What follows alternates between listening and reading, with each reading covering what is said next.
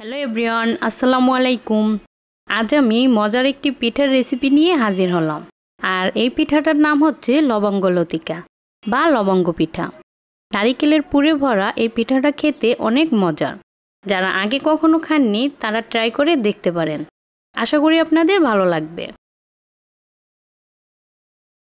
তো পিঠা তৈরির জন্য প্রথমে আমি পিঠার পুরটা তৈরি করব।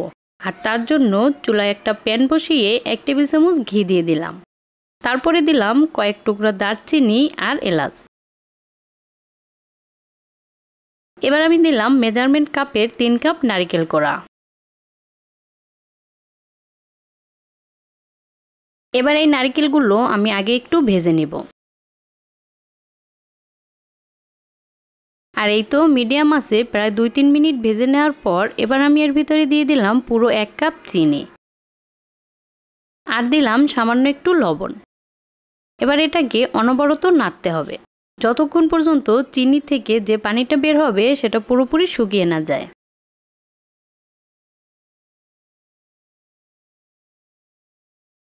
আর এই তো দেখুন মিডিয়াম আছে প্রায় 7-8 মিনিট ভাজার পরে এবার কিন্তু নারকেলের পুরটা প্রায় হয়ে গেছে। তো এই পর্যায়ে আমি এর ভিতরে দিব 1/3 কাপ গুঁড়ো দুধ। আর এই গুঁড়ো দুধটা একদমই অপশনাল। দুধটা দিলে পুরটা খেতে বেশি মজা হয়, তবে কেউ দিতে না চাইলে এই পর্যায়ে নামিয়ে নিতে পারেন। আর এই তো দুধটা দেওয়ার পরে আরও কিছু সময় নেড়েচেড়ে সুন্দরভাবে মিশিয়ে নিতে হবে। তো দেখুন এবার কিন্তু নারকেলের পুরটা একদম রেডি। তো আমি নামিয়ে নিলাম। আর এই তো দেখুন আমি একটা বাটিতে নারকেলের পুরটা নামিয়ে নিলাম। তো এটা ঠান্ডা হতে থাক। এবার আমি চলে যাই পরের ধাপে। তো চুলায় একটা প্যান বসিয়ে তার ভিতরে দিয়ে দিলাম মেজারমেন্ট কাপের 3 কাপ পানি আর লবণ দিলাম 1/2 চা চামচ। তো পানিটা ফুটে ওঠার পরে 2 কাপ দিলাম চালের গুঁড়া আর 1 কাপ দিলাম ময়দা। তো এগুলো এরকম একটু ছড়িয়ে দিতে হবে। তারপরে ঢাকনা দিয়ে ঢেকে 2 মিনিটের মতো রেখে দিতে হবে। আর চুলার আঁচটা একটু কমিয়ে দিতে হবে। আর 2 মিনিট পরে ঢাকনাটা তুলে সুন্দরভাবে মিশিয়ে কাই করে নিতে হবে।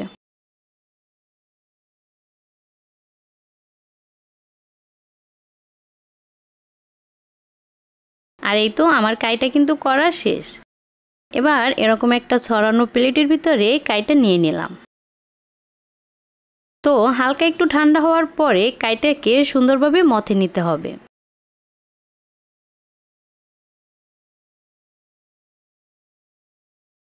আর এই তো কাইটাকে প্রথমে এরকম মোটামুটি একটু মথে নিলাম।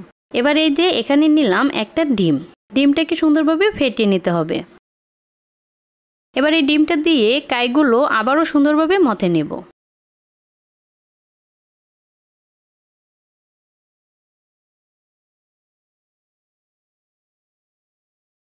আর এই তো দেখুন ডিম দিয়ে কাইটাকে আবারও সুন্দরভাবে মথে নিলাম। এবার ফাইনালি আবারও আমি হাতের ভিতরে একটু তেল নিয়ে কাইটাকে আরও কিছু সময় মথে নেব।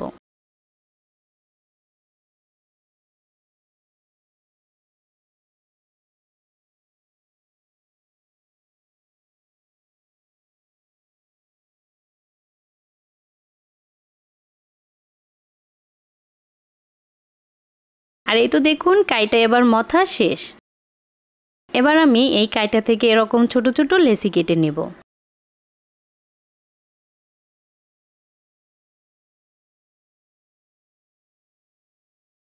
তারপরে এগুলো দিয়ে আমি রুটি বেলে নেব।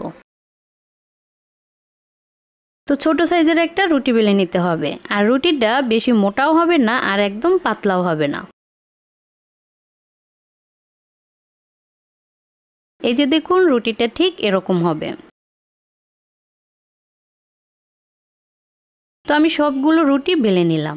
এবার এখান থেকে একটা রুটি এই যে আমি এখানে নিয়ে নিলাম। তারপরে এই যে আমি যে নারকেলের পুরটা তৈরি করে রেখেছি সেখান থেকে কিছুটা পুর রুটির উপরে নিয়ে নিলাম।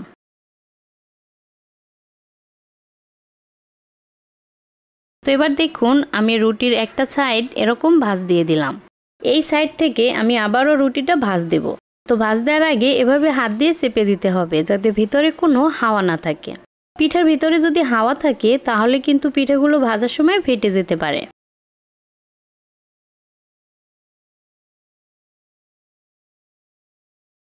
তারপরে এই যে শেষের যেই অংশটা আমি উপরের দিকে ভাঁজ দিয়ে দিলাম।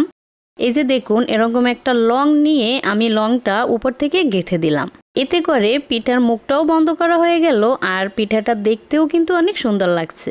আর এর কারণেই কিন্তু এই পিঠাটার নাম হচ্ছে লবঙ্গ পিঠা। তো আমি আরও একটা পিঠা এভাবে তৈরি করে দেখাবো।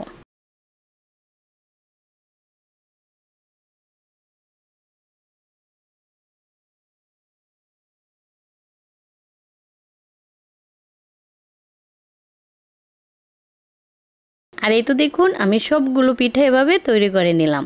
আর পিঠাগুলো দেখতেও কিন্তু অনেক সুন্দর হয়েছে। এবার আমি পিঠাগুলো ভেজে নিব। তো চুলায় আমি তেল বসিয়ে রেখেছি আর তেলটা গরম হওয়ার পরে পিঠাগুলো দিয়ে দিলাম।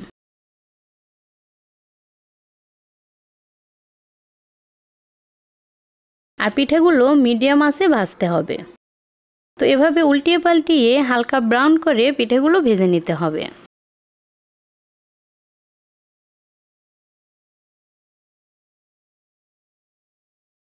আর এই তো আমার পিঠাগুলো কিন্তু ভাজা শেষ। তবে কেউ চাইলে এর থেকে আরও বেশি লাল করেও পিঠাগুলো ভাজতে পারেন। তো আমি পিঠাগুলো এবার তুলে নিলাম।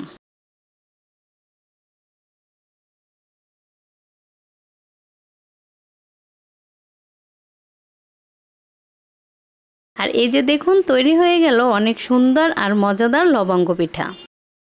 তো পিঠার ভিতরটা একটু দেখুন। তো আশা করি আজকের ভিডিওটি আপনাদের ভালো লেগেছে। ভালো লাগলে অবশ্যই আমার চ্যানেলটি সাবস্ক্রাইব করে দিবেন।